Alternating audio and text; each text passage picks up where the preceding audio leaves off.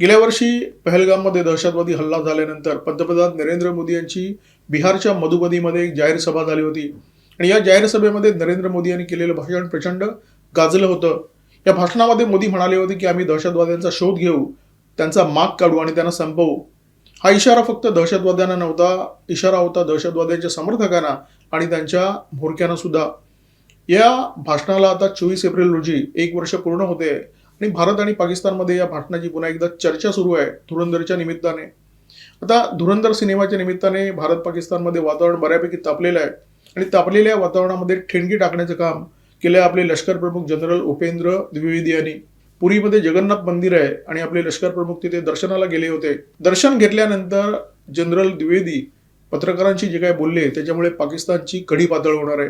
सुदैवाने आपल्या देशाचे जे जवान आहेत आणि सेनाधिकारी आहेत ते आपल्या राजकीय नेत्यांप्रमाणे दांभिक नाही आहेत. जेव्हा देव आणि धर्माचा विषय येतो तेव्हा ते नाकं मोडत नाहीत, आपली देवभक्ती कधी लपवण्याचा प्रयत्न करत नाहीत. आपले लष्कर प्रमुख जनरल उपेंद्र द्विवेदी गेल्या वर्षी ऑपरेशन सिंदूर आटोपल्यानंतर केदारनाथला गेले होते, सपत्नीक गेले होते आणि तिथे त्यांनी दर्शन केलं. शनिवारी जनरल उपेंद्र द्विवेदी पुरी येथे जगन्नाथ मंदिराच्या दर्शनासाठी गेले होते. त्यांच्या पत्नी सुद्धा यावेळी त्यांच्या सोबत होत्या.